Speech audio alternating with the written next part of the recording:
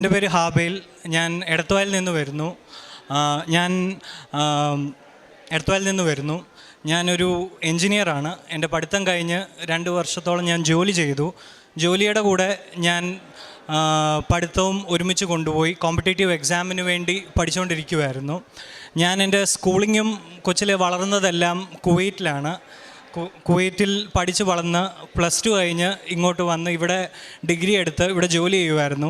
അപ്പോൾ എനിക്കൊരാഗ്രഹം ഉണ്ടായിരുന്നു, ദൈവമേ, ഇത്രയും വർഷം പുറം രാജ്യത്ത് നിന്ന് ഇനിയെങ്കിലും സ്വന്തം നാട്ടിൽ ഒരു നല്ല ജോലി, ഒരു ഗവൺമെൻറ് ജോലിയോടെ നാട്ടിൽ നിൽക്കണം, നാട്ടിൽ പഠിക്കണം, നാട്ടിൽ ജോലി ചെയ്യണം എന്നൊരാഗ്രഹം ഉണ്ടായിരുന്നു. അങ്ങനെ ഞാൻ ജോലിയുടെ കൂടെ, സാമ്പത്തിക പ്രശ്നം കാരണം ജോലിയില്ലാതെ പഠിക്കാൻ പറ്റത്തില്ലായിരുന്നു. അങ്ങനെ ജോലിയുടെ കൂടെ തന്നെ പഠിത്തം മുന്നിലോട്ട് കൊണ്ടുപോയി.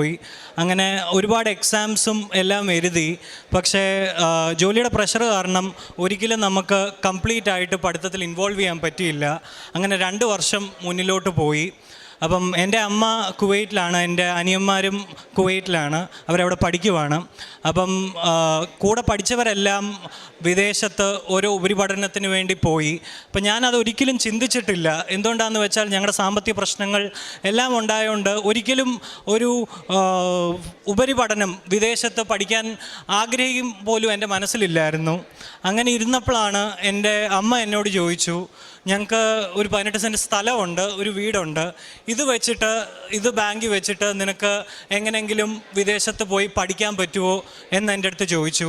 ഞാൻ അക്കാഡമിക്കലി അത്യാവശ്യം നല്ല മാർക്കുണ്ടായിരുന്നു, നല്ല റിസർച്ചിലൊക്കെ വർക്ക് ചെയ്തിട്ടുണ്ട്. അപ്പം ഉപരി പഠിക്കണമെന്ന് എനിക്കും ആഗ്രഹമുണ്ട്. പക്ഷേ സാമ്പത്തികമില്ലാത്തതുകൊണ്ട് ഒരിക്കലും അതൊരു ചിന്ത വന്നിട്ടില്ല. പിന്നെ ഞങ്ങൾക്ക് കുറച്ച് കടബാധ്യതകളും ഉണ്ടായിരുന്നു. അങ്ങനെ എൻ്റെ അമ്മ ഇങ്ങനൊരു അഭിപ്രായം എൻ്റെ അടുത്ത് വന്ന് പറഞ്ഞപ്പം ഞാൻ സങ്കീർത്തനം 25 വായിച്ച്, രാവിലെ തൊട്ട് വൈകിട്ട് വരെ സങ്കീർത്തനം 25 വായിച്ച് ഞാൻ ദൈവം തമ്പുരാനോട് ചോദിച്ചു, ദൈവമേ, ഈ വഴി പോവുകയാണെങ്കിൽ എനിക്ക് എൻ്റെ ജോലി നഷ്ടപ്പെടും, എനിക്ക് ഗ്യാപ്പ് വരും, എനിക്ക് എൻ്റെ കോമ്പറ്റേറ്റീവ് എക്സാമിൽ പ്രിപ്പറേഷൻ ചെയ്യാൻ പറ്റത്തില്ല, ഒരു പുതിയ വഴിയിലോട്ട് പോവുകയാണ്, നീ എൻ്റെ കൂടെ ഉണ്ടായിരിക്കണേ, എൻ്റെ കൂടെ ഉണ്ടെങ്കിലേ എനിക്ക് മുന്നിലോട്ട് പോകാൻ പറ്റത്തുള്ളൂ. അങ്ങനെ ടോട്ടലി ഒരു ന്യൂ പ്ലാറ്റ്ഫോമിലോട്ട് ഞാൻ പോയി. അപ്പം ഒരു എഡ്യൂക്കേഷൻ ലോൺ എടുക്കണമെങ്കിൽ നമുക്ക് വസ്തു വേണമെങ്കിൽ അതിൻ്റെ ഡോക്യുമെൻറ്റേഷൻ നടത്തണം. അങ്ങനെ എൻ്റെ പിതാവ് മരിച്ചു പോയതാ, മാതാവും അനിയന്മാരും കുവൈറ്റില്ല, ഞാനിവിടെ ഒറ്റയ്ക്കേ ഉള്ളൂ. ഇതിൻ്റെ വസ്തു അപ്പച്ചൻ്റെ പേരിലായിരുന്നു, ഒരു വിൽപ്പത്രമുണ്ട്.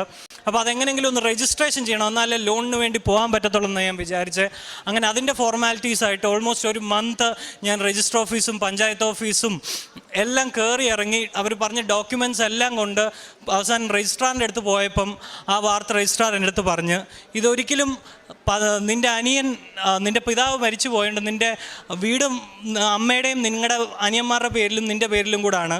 പക്ഷേ അനിയൻ മൈനറാണ്, അതുകൊണ്ട് ഒരിക്കലും നിനക്ക് രജിസ്ട്രേഷൻ ചെയ്യാൻ പറ്റത്തില്ല. ഒരിക്കലും നിനക്ക് അനിയൻ മേജർ ആവുന്നവരെ നിനക്കൊരു ബാങ്കിൽ നിന്നും ഇത് വെച്ച് ലോൺ എടുക്കാൻ പറ്റത്തില്ല. അത് കേട്ട് ഞാൻ അവിടെ നിന്ന് ഇറങ്ങിയപ്പം എൻ്റെ ജീവിതം തന്നെ ഇടിഞ്ഞു പൊട്ടി വീണെന്നായിരുന്നു എൻ്റെ മനസ്സ്. എനിക്ക് എന്താ ചെയ്യേണ്ടതെന്ന് അറിയത്തില്ല. ഒരു വഴിയും 2-2.5 മാസം ഞാൻ എൻ്റെ പുറകെ നടന്ന് ആ വഴിയും അടഞ്ഞു.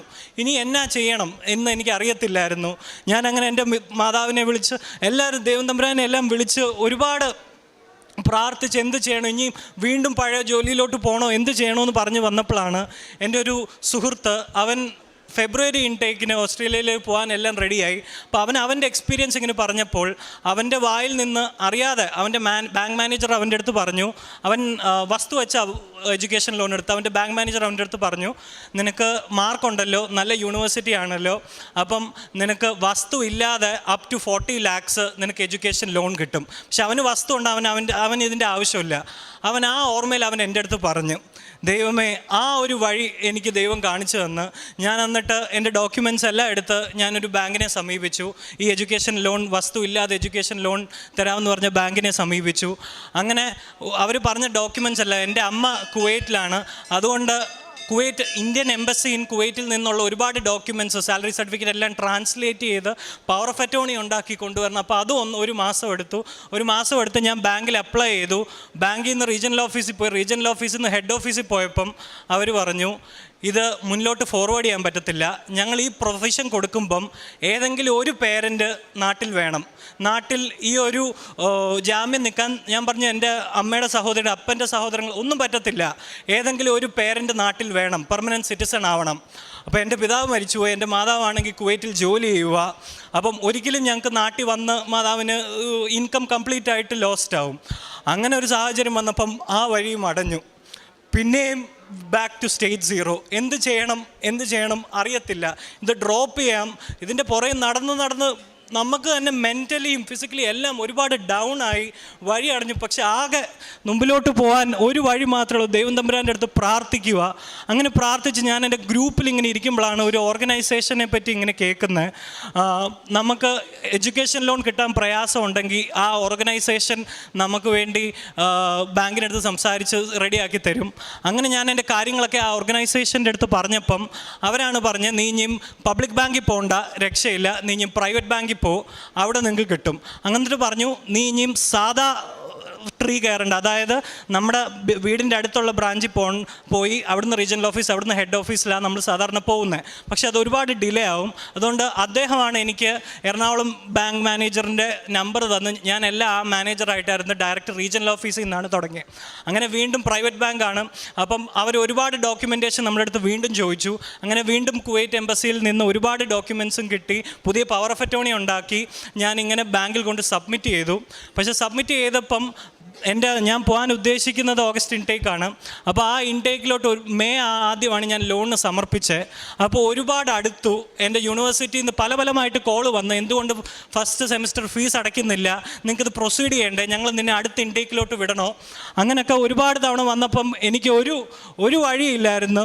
അങ്ങനെയാണ് എൻ്റെ ഒരു കൂട്ടുകാരൻ വഴി ഞാനിവിടെ കൃപാസനത്ത് വന്ന് മെയ് 14 ഉടമ്പടി എടുത്ത് എനിക്കറിയത്തില്ല, ഇവിടുന്ന് പുറത്തോട്ട് ഇറങ്ങിയപ്പം ദൈവ ചൈതന്യം എന്നിൽ, എൻ്റെ സമാധാനം എനിക്ക് തിരിച്ചു കിട്ടി. ഒരു ദൈവ ചൈതന്യം എന്നിൽ തിരിച്ചു വന്ന പോലെയായിരുന്നു എനിക്ക് ഫീൽ ചെയ്ത്. അങ്ങനെ ബാങ്കിൻ്റെ പ്രൊസീജിയേഴ്സായിട്ട് മുമ്പിലോട്ട് പോയി.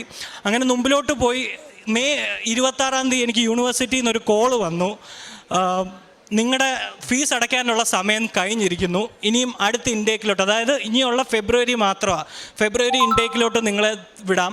അപ്പം ഫെബ്രുവരി ഒരിക്കലും എനിക്ക് ചിന്തിക്കാൻ പറ്റത്തില്ല, ബിക്കോസ് എൻ്റെ ഓൾറെഡി 5-6 മാസമായിട്ട് ഞാൻ ജോലിയിൽ നിന്ന് തിരസ്കരിച്ച് ഇവിടെ നിൽക്കുക.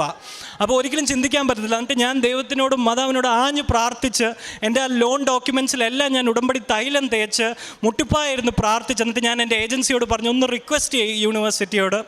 അങ്ങനെ യൂണിവേഴ്സിറ്റിയോട് റിക്വസ്റ്റ് ചെയ്ത് അവർ മെയ് 26 ജൂൺ 3 വരെ അവർ എക്സ്റ്റൻഷൻ തന്ന്. പക്ഷേ പ്രൈവറ്റ് ബാങ്കാണ്, അവർ ഒരുപാട് ഇൻവെസ്റ്റിഗേഷൻ ചെയ്ത് ഒരുപാട് ഡോക്യുമെൻറ്റേഷനും വെരിഫിക്കേഷനും കഴിഞ്ഞിട്ടേ പറ്റത്തുള്ളൂ. ഞാൻ മാക്സിമം തവണ ബാങ്ക് കയറി ഇറങ്ങി, പക്ഷേ ഒരു വിധത്തിലും 3 മുമ്പ് ലോൺ സാങ്ഷൻ ആവത്തില്ല എന്ന് പറഞ്ഞു. അങ്ങനെ വീണ്ടും ഞാൻ പ്രാർത്ഥിക്കാൻ തുടങ്ങി. വീണ്ടും പ്രാർത്ഥിച്ച് ഓരോ തവണ ഞാനും എൻ്റെ കുടുംബം, എൻ്റെ മാതാവും, എൻ്റെ സഹോദരനും, അമ്മച്ചി എല്ലാവരും മാതാവിനെയും ദൈവം തമ്പുരാനെയും എല്ലാം സാന്നിധ്യത്തിൽ നിർത്തി പ്രാർത്ഥിക്കാൻ തുടങ്ങി. പ്രാർത്ഥിച്ച് ജൂൺ 2 രാത്രി യൂണിവേഴ്സിറ്റിക്ക് ഒരു മെയിൽ അയച്ചു. എന്താണെന്നറിയത്തില്ല, ഏജൻസി പറഞ്ഞു ചരിത്രത്തിലാദ്യമായിട്ട് അവർ സെക്കൻഡ് എക്സ്റ്റൻഷൻ തന്നു. എനിക്ക് ജൂൺ 16 വരെ ഒരു എക്സ്റ്റൻഷൻ തന്നു ഫീ പേയ്മെൻറ്റ് ചെയ്യാൻ. അന്ന് തൊട്ട് ബാങ്കിനെ സമീപിച്ച് ദൈവം തമ്പുരാൻ്റെ കൃപയാൽ, മാതാവിൻ്റെ കൃപയാൽ എല്ലാ ദിവസവും ബാങ്ക് മാനേജറിൻ്റെ അടുത്ത് പോകുമ്പം ഞാൻ സ്വർഗ്ഗസ്ഥനായ പിതാവേയും ജപമാലയും എല്ലാം ചൊല്ലും. അതിൻ്റെ കൂടെ ഞാനൊരു വാക്യം കൂടെ ചൊല്ലും, 2 വാക്യം. ഐസയ പ്രവാചകൻ്റെ Isaiah chapter 45 verses 2 and 3. I will go before you and level the mountains. I'll break down gates of bronze and cut through bars of iron. I'll give you hidden treasures, riches stored in secret places, so that you may know that I am the Lord, the God of Israel, who summoned you by name. എൻ്റെ ദൈവം തമ്പുരാൻ അത്ഭുതം എന്ന് പറയട്ടെ. 16 ആയിരുന്നു dead line. 12 എൻ്റെ loan സാങ്ഷനായി. പക്ഷെ sanction ആയി കഴിഞ്ഞ് ഡിസംബേഴ്സ് ചെയ്യാൻ അറ്റ്ലീസ്റ്റ് ഒരു 2 ആഴ്ചയെങ്കിലും എടുക്കും ലോൺ ഡിസംബേഴ്സ് ചെയ്യാൻ.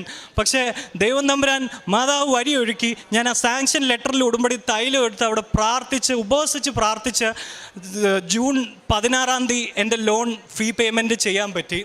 അങ്ങനെ ഫീ പേയ്മെൻറ്റ് ചെയ്ത് അത്ഭുതം പ്രവർത്തിച്ച് ഞാൻ എൻ്റെ ഫീ പേയ്മെൻറ്റ് ചെയ്തു. അങ്ങനെ വിതിൻ 5 days യൂണിവേഴ്സിറ്റിയിൽ നിന്ന് കൺഫർമേഷൻ ഓഫ് എൻറോൾമെൻറ്റ് വന്ന് ഞാൻ മെഡിക്കൽ ചെയ്ത് ജൂൺ 24 ദൈവകൃപയാൽ ഞാൻ വിസയ്ക്ക് അപ്ലൈ ചെയ്തു. ഇപ്പോൾ വെയിറ്റിംഗ് ആണ്. ഒരിക്കലും ഞാൻ എന്നൊരു വ്യക്തി ഒരു ഫിനാൻഷ്യൽ, എൻ്റെ അമ്മയുടെ അക്കൗണ്ടിലുള്ള ആകെ 1 ലക്ഷം 1.5 ലക്ഷം രൂപ, അത് വെച്ചിട്ട് എനിക്ക് സ്വപ്നം പോലും കാണാൻ പറ്റാത്ത ദൈവം തമ്പുരാൻ നടത്തി തന്നെ. അതെനിക്കൊരു വലിയ അനുഗ്രഹമാണ്.